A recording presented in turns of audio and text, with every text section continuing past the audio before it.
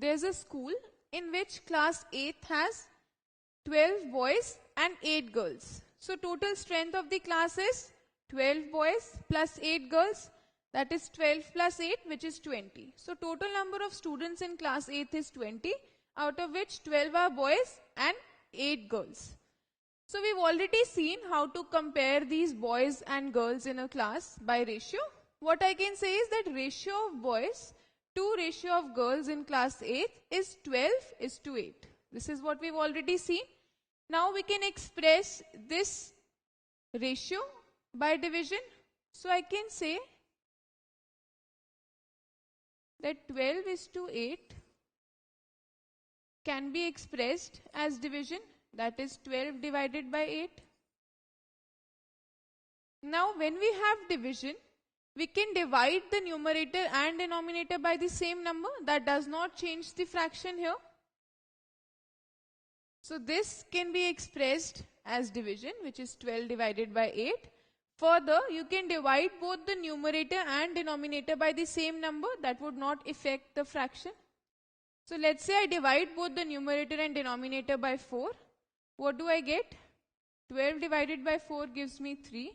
8 divided by 4 gives me 2. So this is what I get, 3 by 2.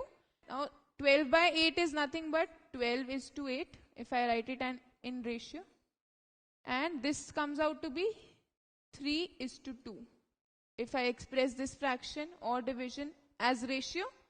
And further, what we see is these two are equal. So what we get is that just like fractions, in a ratio, you can divide the antecedent and consequent by the same number, which is 4, and you get this. So the ratio does not change. It's the same ratio. Or you can say that you can multiply both the antecedent and the consequent by 4. 3 into 4, 12. 2 into 4, 8. So if I multiply both the same numbers, I get this. If I divide both these numbers by a same number, I get back to this, which are equal. So the ratios are equal if you divide both the antecedent and consequent by the same number, or if you multiply both the antecedent and consequent by the same number. A ratio usually is expressed in its simplest form. That is, you have to make sure that there are no common factors in the antecedent and the consequent. So here 12 and 8 had a common factor 4. So I divided it by 4 and I get 3:2. Now this does not have any common factor, so I can leave the ratio as this. Now let us see what the ratio tells us. We have 12:8 here. That is 12 boys to 8 girls. That is ratio of boys to girls. So that is 12 plus 8, which is 20. Out of 20, I have 12 boys and 8 girls. Now I have seen that this 12:8 is also equal to 3:2. Now what does this 3:2 mean? How can I read this? Now 3 plus 2 is 5. That means in 5 students, I would have 3 boys and 2 girls. Now what about the rest of the class? Now that means 3 plus 2 is 5. What 5 indicates is that I can divide my total class into groups of 5 in such a way that each group of 5 students would have 3 boys and 2 girls. So I can divide the entire class into such groups. So I get groups of 5 students, and in each group what I'll see is 3 boys, 2 girls. 3 boys, 2 girls. So number of boys again you can see would be the same, which is 3 added 4 times, 1, 2, 3, 4. So 3 boys added 4 times, which is 12, total number of boys. And you can see here 2 girls added 4 times, 1, 2, 3, 4. 2 added 4 times, 2 times 4, which is 8. That is 8 number of girls. So usually what we do is we express the ratio in the lowest form. Now let's look at this. How do we come back? So if you're given ratio in the lowest term, how do you actually find the number of boys and number of girls in a class? Let's say there are 20 students, what we've just seen, and we've seen that the ratio of boys to ratio of girls in class 8 is 3:2. Now how do I actually find the number of boys or number of girls in the class? what you can observe is that what we had seen is that the number of boys or girls are nothing but a multiple of this ratio only.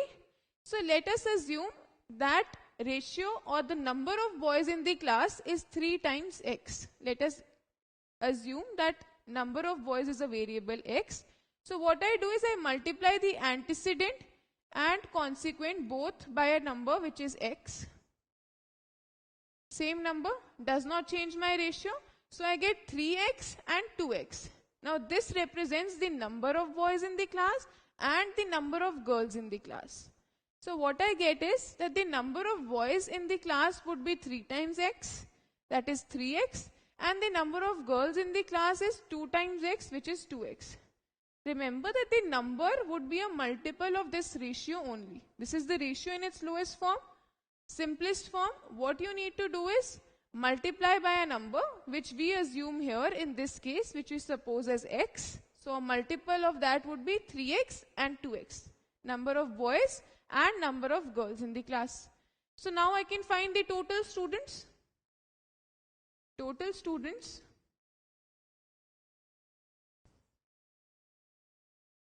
would be nothing but number of boys plus number of girls, which is 3x plus 2x.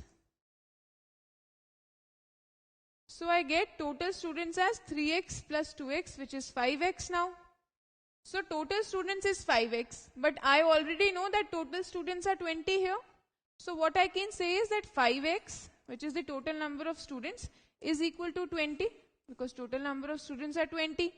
So from here I can find that x is 20 divided by 5, which is 4. So I can find x from here. I knew 5x is 20, x is 4.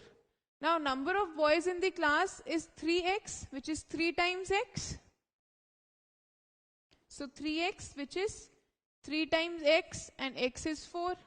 So 3 times 4, which is 12, which is true. We've already seen that number of boys were 12. So which is 3x, 3 times 4, 12. Number of girls in the class are 2x. And I already know x. So number of girls is 2x, which is 2 times 4, because x is 4, which gives me 8. So this is how I found number of boys and number of girls. Now another way to look at it is, we know total students are 20, and the ratio we know in the simplest form is 3:2. Now this means if I find the sum of the terms, then it is 3 plus 2, which is 5. So first find the sum of the terms of the ratio, which is 3 and 2. So 3 plus 2 is 5. Now this means that 3 students out of 5 are boys and 2 out of 5 are girls. That is 3/5 of the total students are boys and 2/5 of the total students are girls. So number of boys in the class would be 3/5 of total students. This is boys to girls.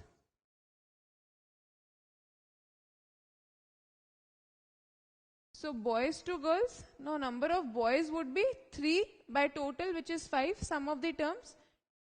So 3/5 of the total students.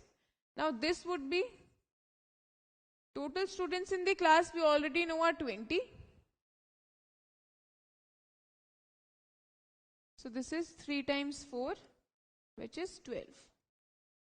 So I can find the number of boys in the class, which comes out to be 12. Similarly, I can find the number of girls also, which would be 2/5 of the total.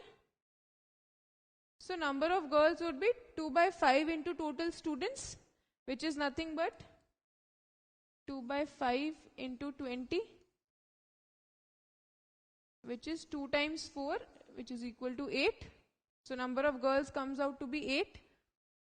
So this is how I can find from the ratio total number of boys in the class, which is 12, and total number of girls, which is 8. Now rather than finding the total number of girls, you could have solved it from here only. We found the number of boys in the class is 12. We know the total number of students also. So we can find the number of girls. We know number of boys is 12. We know total students are 20. So girls would be the remaining students. So girls would be total students minus the number of boys. If I subtract the number of boys from the total class, I would get number of girls. Total students were 20. If I subtract number of boys from it, which is 12, so 20 minus 12 gives me 8, which is the number of girls. This is how you can find number of girls in the class, which is 8. So we've seen that 12 is to 8 is equal to 3 is to 2. That is, if you divide the antecedent and the consequent by the same number, the ratio does not change. Or similarly, what I can say is if you multiply both the antecedent and consequent by the same number, the ratio remains the same. But remember that 3 is to 2 is now not equal to 2 is to 3. That is, you cannot switch the two.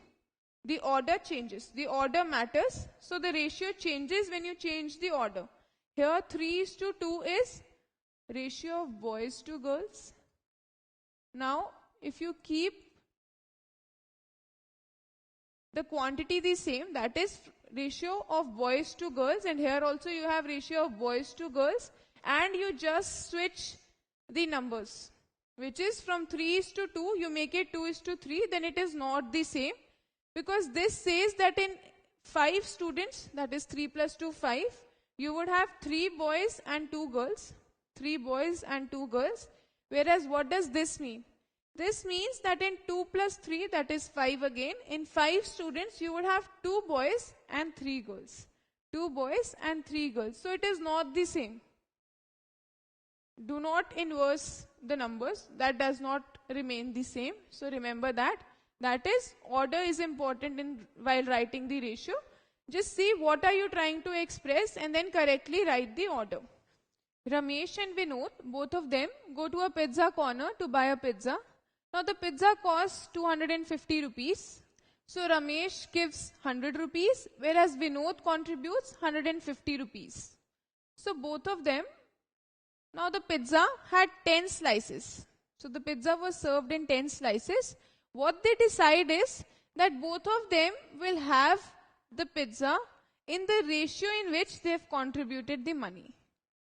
That is, they say that they would have the pizza in the ratio of money they have contributed for the pizza. So now, can you tell me how many slices would Vinod get? Let us see. We know that the money contributed by Ramesh to the money contributed by Vinod is 100 is to 150. Now if I want to express this in the simplest form, I have to find all the common factors and divide by them. So I see 10 as a common factor. So this would give me 10 is to 15. Further, I can divide both by 5, which gives me 2 is to 3. This is what I get. That is, the ratio of money contributed by Ramesh to Vinod is 2 is to 3. This is what I know. I also know that the pizza has 10 slices. Now I want to find the share of Vinod. How many slices would Vinod get? This is what I need to find. So we know that pizza has 10 slices. We know Ramesh to Vinod, the ratio is 2 is to 3. That is, the money which they contributed is in the ratio 2 is to 3. And they would have the pizza in the same ratio, which is 2 is to 3. So how many slices would Vinod get? So the sum of the terms of the ratio is equal to 2 plus 3, which is 5. I can find the sum of the terms, which is 5, 2 plus 3. Now I want to find Vinod's share. So Vinod's share would be 2 is to 3. So 3 out of 5. That is 3 by 5 of total slices.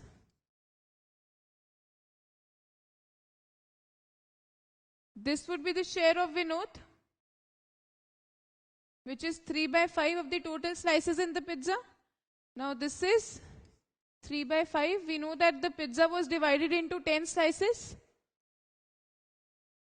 This gives us 3 times 2, which is equal to 6. That is 6. So Vinod would get 6 slices of the 10 from the pizza. So slices that Vinod get would be 6. So Vinod gets 6 of the 10 slices to eat in the pizza. So this is how you can use ratio to find share of Vinod. Now let's look at this. We have Ramesh, Vinod, and joined by a friend Gopal. Now 3 of them were discussing their mathematics test. Ramesh got 60, Vinod got 40, whereas Gopal got 50. Now I can use ratio to compare the marks of any 2 of these students. So what I can do is, I can compare the marks of Ramesh and Vinod. That is, ratio of scores of Ramesh to Vinod is 60:40. I can also compare the ratio of scores of Ramesh and Gopal. So ratio of scores of Ramesh and Gopal would be 60:50. That is 60:50. Similarly, I can compare the scores of Vinod and Gopal also, which is 40:50. 40:50. So far we have used ratio to compare quantities of the same kind, that is 2 quantities of the same kind. That is scores of Ramesh Vinod or scores of Ramesh Gopal or scores of Vinod and Gopal. Now we'll see how we can use ratio to compare all 3. We can use ratio to compare these 3 quantities also, that is the scores of all 3. I can simply write it as 60:40:50. That is the score of Ramesh to Vinod to Gopal. So ratio can be used to compare 3 quantities also. So I get that ratio of scores of Ramesh to Vinod to Gopal is 60:40:50, which is 60:40:50. So this is what I get, ratio of scores 60:40:50. Now from this I can read the ratio of scores of any 2.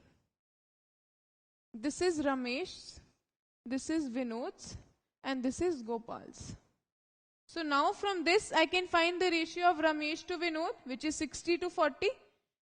I can find the ratio of scores of Vinod and Gopal, which is 40:50.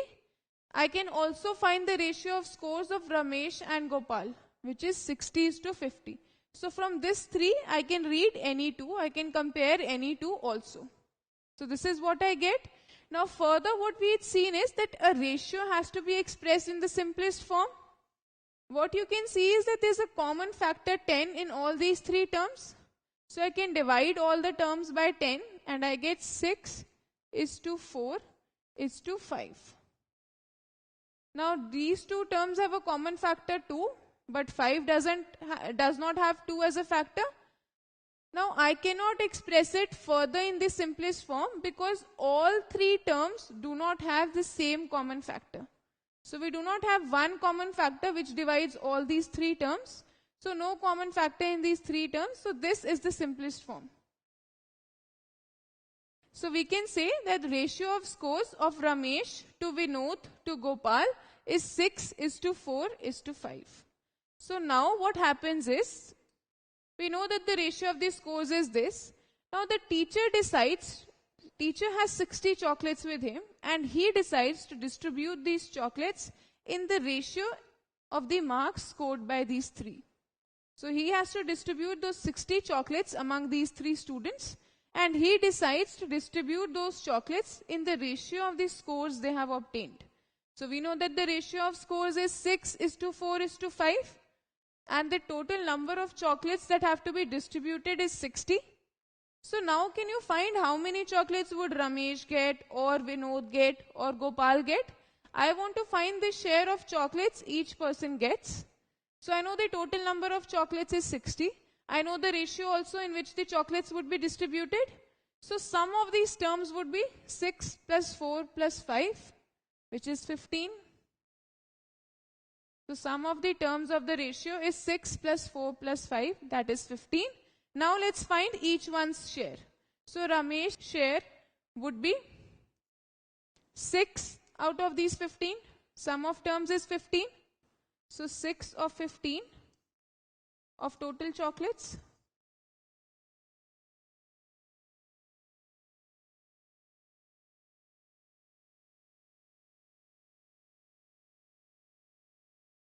which is equal to total number of chocolates is 60. 15 fours are 60, which gives me 6 times 4, which is 24.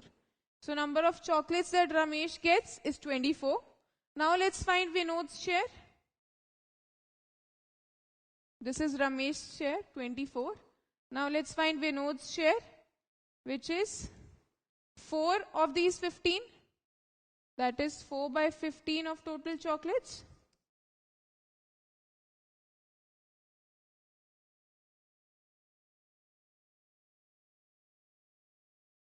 Which is equal to 4 by 15 into total chocolates to be distributed as 60.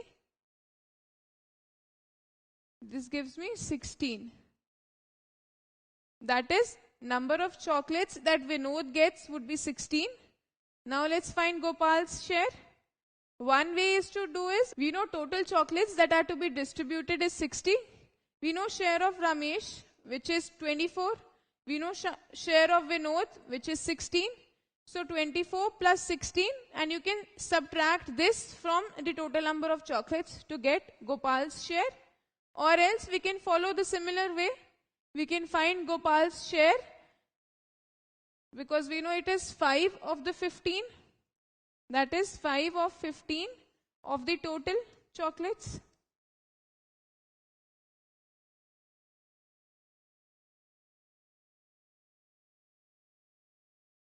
Now total chocolates we know are 60.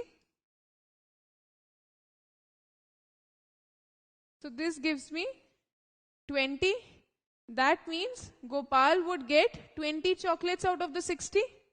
So we know that the ratio of marks which they obtained was 6:4:5. That is, ratio of scores of Ramesh to Vinod is to Gopal is 6:4:5. And the share of chocolates also we know. Ramesh gets 24, Vinod gets 16, and Gopal gets 20. Now you can see this, you can add these three, and you would get 24 plus 16 plus 20 gives me 60. So we've seen it's correct. 60 chocolates were to be distributed, and this is the share of each. So this is how you can use ratio, not just to compare two quantities, but you can use ratios to compare three quantities also. And similarly, you can find the share of each person also.